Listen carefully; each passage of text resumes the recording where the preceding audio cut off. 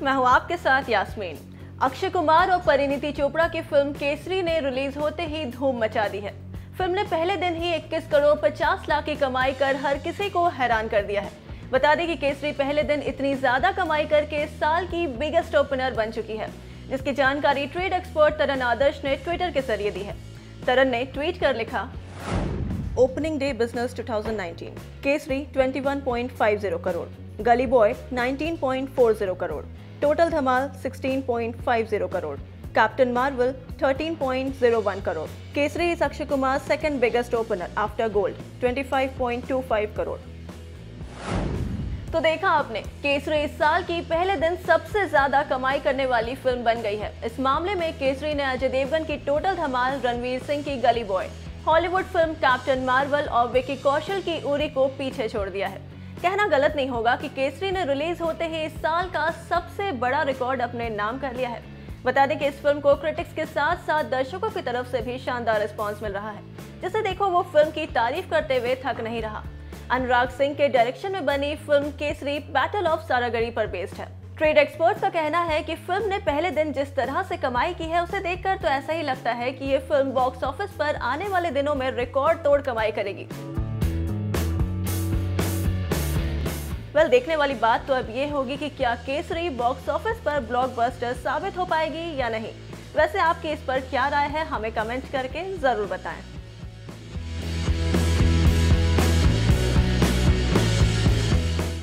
Hi Akshay, Jyoti from big FM. मेरा सवाल ये है जी, आपके सामने है जी। मेरा सवाल ये है कि फिल्म काफ़ी जो ट्रेलर्स है लोगों को काफ़ी पसंद आ रहा है, लेकिन आपके लिए पर्सनली कितना इमोशनली और फिजिकली कितना चैलेंजिंग था और कितना ड्रेनिंग था पूरा सिचुएशन जब आप लोग पिक्चराइजेशन कर रहे थे?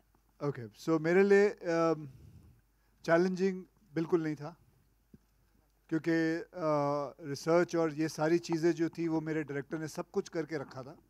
और मतलब हर सवाल का जवाब इनके पास था। करीबन 1-1.25 साल से ये कहानी पे काम कर रहे थे, लिख रहे थे, रिसर्च कर रहे थे, और कई बार ये पंजाब भी गए हैं पता करने के लिए काफ़ी चीज़ें, और सब चीज़ों का उत्तर यही लेके आए।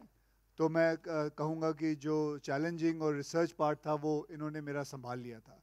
बाकी जहाँ रही ये फिल्म की बात, ये फिल्म मेरे लिए बहुत ही एक इमोशनल जर्नी रही है। मेरे पिताजी भी सोल्जर थे, आर्मी में थे, और ये भी एक कहानी उन सोल्जरों की है।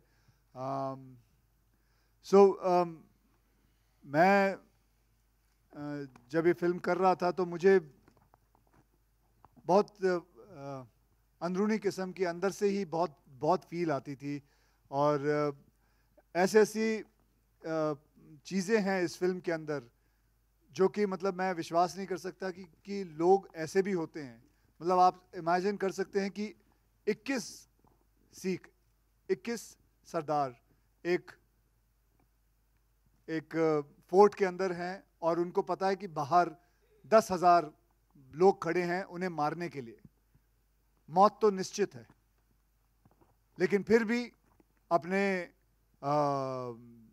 कंट्री के लिए, अपने देश के लिए, अपने ऑनर के लिए, अपने गुरुओं के लिए ये लोग लड़े जानते हुए कि क्या होने वाला है।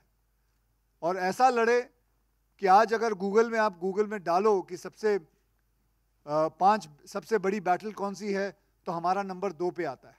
ऐसा लड़े ये लोग कि पूरी दुनिया याद रखती है। मैं बस दुख तो इस बात का है कि ब्रिटिश जो है दे सेलिब्रेट सारागढ़ी डे, बट हमारे यहाँ इतिहास के पन्नों में ये कहीं खो गई।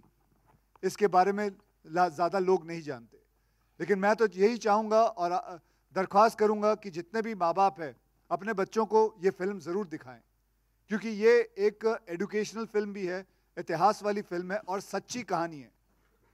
सिर्फ हम इतना प्रभावित हो जाते हैं जब हम 300 जैसी एक फिल्म देखते हैं, हम सोचते हैं क्या फिल्म बनाई है, जबकि वो फिल्म आप सभी जानते हैं कि एक फिक्टिशियस फिल्म है, लेकिन बहुत अच्छी बनाई। लेकिन ये तो रियल फिल्म है, ये तो रियल लोग थे, ऐसे लोग रियल थे। तो बहुत ही एक I can just tell you बहुत फील वाली रही है। और ख़ास करके जब इन्होंने मेरे डायरेक्टर ने मुझसे वो लास्ट के 15-20 मिनट जो फिल्म के अंदर है वो जो करवाया है, और ये खास करके गाना ये लास्ट में आता है, एक वो वाली जर्नी है जब एक सोल्जर को गोली लगती है और उसके पास करीबन 30 या 35 या 40 सेकंड होते हैं, मृत्यु के एकदम नजदीक आ चुका है, वो क्या सोचता है। वो 35 सेकंड के अंदर उसके अंदर वो सारी जो उसकी कथा होती है जो बचपन से उसके गुजरी है, माँ बाप से लेके बीवी बच्चे से सब आ जाते हैं। सो ये बहुत ही इमोशनल जर्नी रही है। ये आप जब पिक्चर देखोगे आप खुद ही महसूस करोगे। बस आप लोगों से यही दरख्वास्त है कि आप ज़रूर ये लिखें कि मैं चाहूँगा कि इस फिल्म को बच्चे ज़रूर देखें, youth should watch it because it's a lot of learning process in this film which is a real thing. Madhu BBC Hindi से Akshay Baji here on the left. First of all, this is Simran Singh here. First of all, thank you to the team for bringing this film, for making a film on this subject, and thank you for this emotional, heartfelt tribute to the martyrs. My question to you is a concerning question. So your film Kesari tells us about the true meaning of this color. This is the color of sacrifice, valor, and bravery.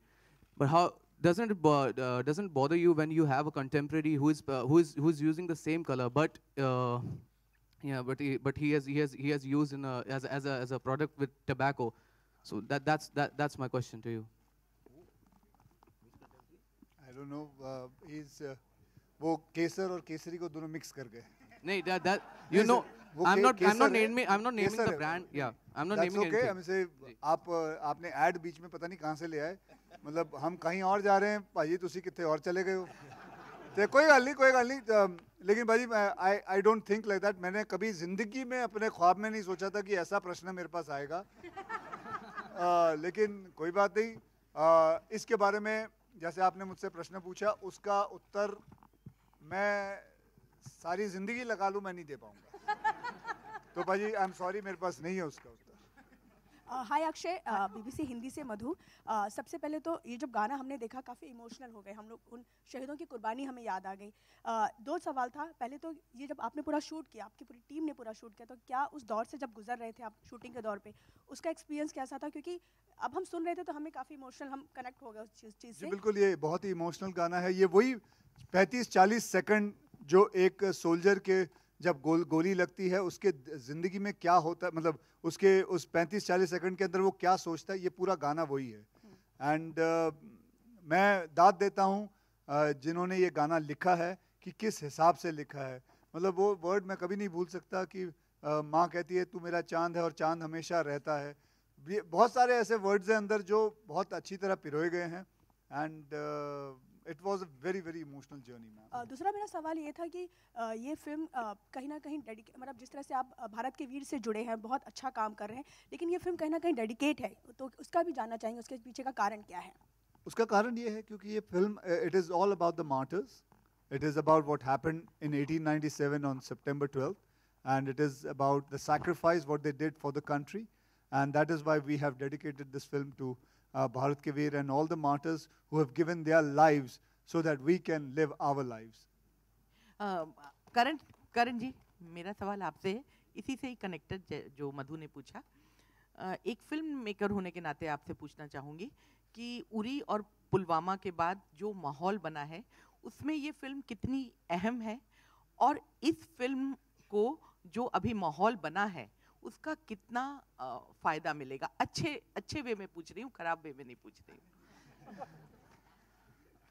देखिए, जब हमने ये picture plan की थी और बनाई थी, तो जिस माहौल का आप जिक्र कर रहे थे वो माहौल था नहीं। वो माहौल हमारे देश का था, जिस देश में हम रहते हैं, जिस देश की मिट्टी के हम हैं। ये फिल्म उसी मिट्टी से बनी हुई है। इस फिल्म का दिल बड़ा है, और ये जो बड़ा दिल है ना, वो आप किसी दौर में भी आप रिलीज कर लो। अगर आप वाकई अपने देश से प्यार करते हो, प्रेम करते हो, और जिन लोगों ने अपनी जान गंवा दी इस देश के लिए, अगर वो कनेक्शन आपके दिल में है, तो आपको किसी भी माहौल में ये पिक्चर रिलेट कर पाएगी, आपसे रेजोनेट कर पाएगी, और आप रिलेट करोगे और आप पसंद करोगे, और आप गर्व करोगे कि ऐसे इंसान थे और आज भी हैं। तो ये माहौल की बात नहीं है, ये फिल्म की बात है, कहानी की बात है, और हिंदुस्तानी होने की बात है। Hi, Sohail here, आपके सामने. Congratulations to Akshay, Pariniti, Karan and the entire team. जब ट्रेलर आउट हुआ था तभी also we could feel that connect actually very emotionally. मैं चाहता हूँ, मेरा क्वेश्चन है कि जब पहली बार आपसे ये नरेशन किया था और ये look specially actually Akshay ji, I think so कि इस तरह का लुक हमने पहले कभी आपको देखा नहीं इस तरह के लुक में. पहले तो हम जानना चाहेंगे कि जो ये लुक था सरदार वाला, बड़ी बियर्ड, टर्बन, और ख़ास करके आजकल हम सिख को इतने बड़े टर्बन में नहीं देखते, और ख़ास करके जो रिंग है, स्वॉर्ड, उसका कुछ एक्सपीरियंस हम जानना चाहेंगे. कुछ बताना. It's a very big and a very long sword, शायद बहुत वजनदार होगी. हाँ बिल्कुल. जो पग थी करीबन 1.25 किलो की, 1 किलो की पग थी, और 4-5 किलो की तलवार थी. वैसे उस वक्त की बात अगर हम करें तो उस वक्त जब वो तलवार पकड़ते तो वो करीबन 20 या 22 किलो की तलवार पकड़ते थे, क्योंकि वो लोग असली घी खाते थे. हम डालडा हम बराबर दही भी नहीं खा सकते. आप अभी भी असली घी खाते हो, इसलिए इस तरह लगते हो. हाँ. वो बनावटी चीजें तो हम खाते हैं. You're disciplined person actually. बहुत discipline. Your lifestyle is in a very disciplined way. आप बहुत डिसिप्लिन फॉलो. मत पूछिए कितना डिसिप्लिन्ड है इनका लाइफ. पहली बार जब मुझे अक्षय कुमार से मिलना था तो उन्होंने 6 बजे कह दिया. मैं तो 6 बजे शाम को जा रहा था. मुझे कहाँ पता था कि 6 बजे सुबह ये मुझे बुला रहे थे. ये इंसान नहीं है, मॉर्निंग अलार्म है. Hi Anurag, मैं आपको बताऊं, जिस हिसाब से इन्होंने बात की है, इससे साफ जाहिर होता है कि ये नाइट स्कूल में गए थे, डे स्कूल में नहीं. ये अपना बचपना भूल गए. ये शायद रात को जाते थे 1:30-2 बजे, चलो भाई पाठशाला आया हूँ, पढ़ूंगा बैठ के. अच्छा, on a serious note we would like to know, थोड़ा आगे ऐड कुछ बोल रहे थे आप वो स्वॉर्ड के बारे में. हाँ जी, बहुत कुछ. तो वैसे भी बताऊं आपको कि मैं जब पग पहनता था, पगड़ी पहनता था, तो एक शान सी अपने आप आ जाती है. एक आपकी जो रीढ़ की हड्डी है वो एकदम सीधी हो जाती है, क्योंकि आपके कंधे पे, आपके सर पे एक हल्का सा वजन आ जाता है. तो आप अपने आप ही you become very aware of everything. You become completely upright, and मैं ये कहूँगा कि there's a scientific reason to it. और ये मैंने देखा है कि जो इंसान जब पग पहनते हैं, जो सही पग पहनते हैं, वो हमेशा एकदम सही हिसाब से खड़े रहते हैं. और ये इसकी जो रिसर्च जो है, जितनी भी है, मैं चाहूँगा कि ये मैं भी जानना चाहूँगा. तू कितनी रिसर्च है दास?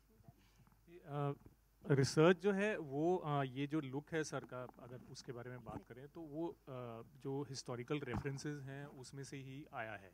कि उस टाइम पे, अभी जैसे आपने मेंशन किया कि अभी पगड़ियाँ इतनी बड़ी पहनते नहीं हैं, तो आजकल धीरे धीरे जैसे बाकी चीज़ें चेंज हुई हैं, अटायर को लेके, कॉस्ट्यूम, कपड़े जो लोग पहनते हैं, तो ये पहले पगड़ी बड़ी ही बांधी जाती थी. नॉर्मली उस टाइम पे बड़ी पगड़ियाँ बांधते थे, तो धीरे धीरे अभी वो छोटी हो गई हैं. तो उस टाइम के हिसाब से हमारे पास जो कुछ पिक्चर्स, कुछ रेफरेंसेस अवेलेबल थी बुक्स में, रिसर्च मटेरियल में, तो उस हिसाब से पगड़ी जो उस टाइम के सोल्जर्स की फ़ोटोग्राफ्स हैं, थोड़ी बहुत कम अवेलेबल हैं, लेकिन उनमें से यही पगड़ी थी. और वो जो रिंग आपने मेंशन की, उसको चक्कर बोलते हैं, कड़ा बोलते हैं पंजाबी में, जो बेसिकली पगड़ी पे अगर कोई तलवार से वार करे तो उसको प्रोटेक्ट करने के लिए भी है. सो यू कैन अंडरस्टैंड कि पगड़ी की कितनी इंपॉर्टेंस है. जैसे इन्होंने बोला कि आप पहनते हो तो इमीडिएटली आप ऐसे सीधे हो जाते हो, तो वो पगड़ी नहीं है, एक रिस्पॉन्सिबिलिटी भी है आपके ऊपर. क्योंकि उस टाइम पे जब ये सिखों का लुक क्रिएट किया गया था, तो उस टाइम पे माहौल कुछ इस तरह का चलता था. मुग़ल बादशाह जो थे, उनके साथ बहुत माहौल गड़बड़ चल रहा था. तो ये क्रिएट ही इसलिए किया गया था कि दूर से कोई देखे तो बोले कि यार ये एक अपराइट, ऑनेस्ट आदमी आ रहा है जो हमारी रक्षा कर सकता है. So that is how it happened. वैसे भी पगड़ियों को देखा जाता है कि पगड़ी जो पहनते हैं, जैसे राजस्थान में भी पहनते हैं, it is given to people who are responsible. उनको दिया जाता है. गुजरात में पगड़ियाँ पहनते हैं. तो ये सब जगहों पे मैंने देखा है, जब पगड़ी पहनते हैं तो एक रिस्पॉन्सिबल आदमी के हाथ में पगड़ी देते हैं. सो पगड़ी का मतलब भी मैटर ऑफ प्राइड आल्सो. बिल्कुल.